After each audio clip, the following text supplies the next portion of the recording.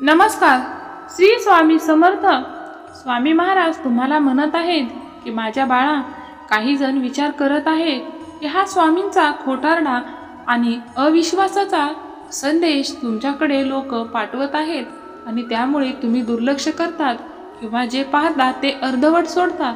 पण दुर्लक्ष करू नका, संदेश शेवटपर्यंत पहा, कारण हा संदेश तुमचा आणि तुमच्या कुटुंबासाठी अत्यंत महत्त्वाचा आहे. तुम्ही याचा गैरफायदा घेऊ नका. एक लक्षात ठेवा, जे लोक देवाकडे दुर्लक्ष करत नाहीत त्यांना दैवी शक्ती कुठल्या ना कुठल्या रूपात मदतच करत असते, परंतु ज्यांना विश्वास नाही ते स्वामींवरती कधीही विश्वास ठेवणार नाही आणि परत म्हणणार की मी सेवा करून मला फळ मिळालेच नाही. माझे हे असे मत कदाचित नाही की तुम्ही या संदेशाकडे दुर्लक्ष करावे, परंतु तुम्ही जर हा संदेश शेवटपर्यंत ऐकत असाल तर स्वामींची इच्छा पूर्ण होऊन तुम्हाला आशीर्वाद मिळेल. माझ्या बाळा, जर का तुम्हाला माझ्या आयुष्याची 5 मिनिटे दिलीस तर कदाचित मी तुला 100 वर्षे सुखाचे देऊ शकेन. कदाचित ह्या 5 मिनिटामध्ये तुम्ही तुमचा वेळ कुठेतरी वाया घालवत असाल, पण या 5 मिनिटामध्ये माझा संदेश ऐकून तुमचे जीवन तुम्ही सुधारू शकता. तुमच्या जीवनामध्ये ज्या वाईट गोष्टी आहेत त्या मी दूर काढण्यास तुम्हाला मदत करेन आणि तुमचे जीव सुखकर बनवण्यासाठी मी तुम्हाला मार्गस्थ करेन. आजचा हा स्वामी संदेश जो कोणी शेवटपर्यंत ऐकतील किंवा वाचतील त्यांना आयुष्यात काहीही कमी पडणार नाही. तुम्ही हा संदेश अर्धवट सोडला तर मला दुखापत होईल. आता मला दुःखी करायचे की हा संदेश शेवटपर्यंत स्वीकारायचा हे आता तुम्हीच ठरवा आणि संदेशाला सुरुवात करा. आज स्वामी अशा काही गोष्टींचा अंत करतील जे तुमच्या नुकसानाचे अश्रू असू शकते, जे तुम्हाला त्रासदायक आहे. मग ती तुमची वाईट विचार असो किंवा तुमची चिंता, डोक्यातले ताण किंवा कोणी तुम्हाला त्रास देण्याचा प्रयत्न करत असेल तर हा संदेश नक्कीच ऐका. सर्व गोष्टीचा अंत होऊन तुमच्या जीवनातून वाईट प्रकाश हा दूर होईल. जीवनामध्ये तुमच्या नकारात्मक गोष्टीचा आज अंत झाल्याशिवाय राहणार नाही. मला माहीत आहे तुमच्यापैकी बरेच जण तणाव, गोंधळ, झोपीच्या समस्यापासून ग्रस्त आहेत. आयुष्य कधी संकटाशी झुंजत आहेत, तणावपूर्ण जीवन जगत आहेत. परंतु लक्षात ठेवा, तणाव आणि संकटे हे कायमचे राहण्यासाठी आलेले नाहीत. तुमचे जीवन सोपे करण्यासाठी आता मी इथं आलो आहे. तुम्हाला कळावे अशी माझी इच्छा आहे. जर तुम्ही मोजून 5 मिनिटे जरी हा संदेश ऐकलात तर तुमची इच्छा नक्कीच पूर्ण होणार आहे ही खात्री आहे. कारण मी कुठल्या मार्गाने आणि कसा तुमच्या भेटीला येईल ते तुम्ही ओळखू शकणार नाहीत. कठीण काळात घाबरून जाऊ नका. तुमची चिंता सर्व मी सोडून देणार आहे. तुमच्या वाईट वेळी मी तुम्हाला दिसणार नाही, परंतु तुमची समस्या सोडवण्यासाठी मी नक्कीच कुठल्या ना कुठल्या पद्धतीने तुम्हाला उपाय नक्कीच करून देईल आणि तुमच्यासोबत मी नक्कीच राहील. भले मी रूप बदलेन, परंतु माझे अस्तित्व हे तुमच्यासोबत कायमचे राहणार आहेत. स्वामी म्हणतात, पावला पावलावर जरी संकट असले तरी घाबरायचे कारण नाही, कारण आम्ही स्वतः तुझा हात धरलेला आहे. मग तुला कसली भीती आहे? आमच्यावर तुझा विश्वास नाही हे तू विसरू नकोस, कारण विश्वास जितका तू भक्कम करशील तितके तुझी समस्या लवकर सुटतील. तू दुःखी राहू नकोस, कारण मी माझ्या बालकावर प्रेम करतो. त्यांना दुःख होते तेव्हा मलाही खूप त्रास होतो. मीही त्यांच्यापासून कधीही दूर जात नाही. माझे बाळ मला सुखात राहावे आणि आनंदात राहावे अशीच माझी इच्छा आहे.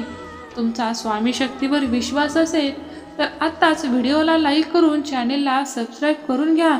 स्वामी मार्गात येण्यासाठी तुम्हाला हा मार्ग मोकळा राहील आणि स्वामी तुमची प्रत्येक प्रार्थना पूर्ण करून तुम्हाला सद्बुद्धी देऊन तुमच्याकडून सेवा घडवून घेतील.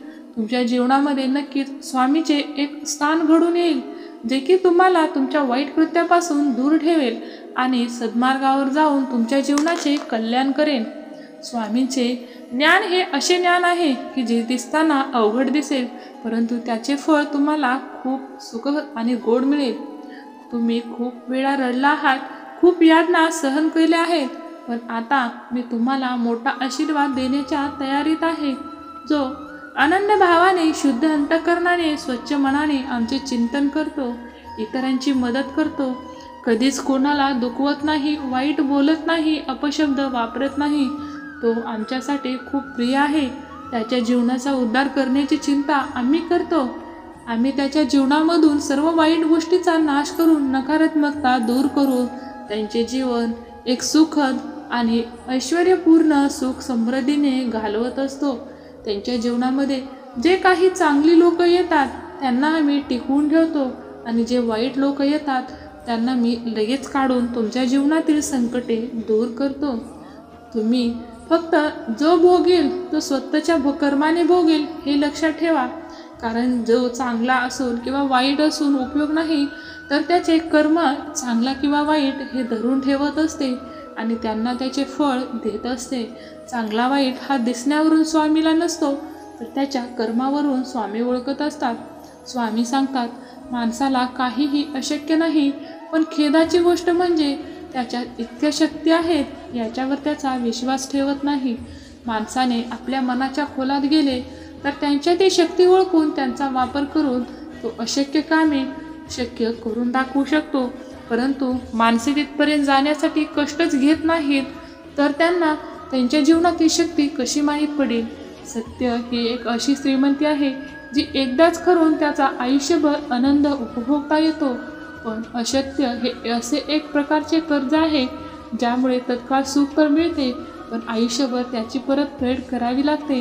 कारण एक सत्य गोष्ट लपवण्यासाठी कित्येक वाईट गोष्टीचा आणि खोट्या गोष्टीचा आधार घ्यावा लागतो.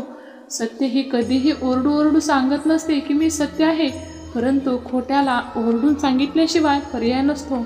परंतु एकदा का खोट्यावरचा लोकांचा विश्वास उडाला तर त्यांना जीवनभर विश्वास मिळणे खूप अवघड असते.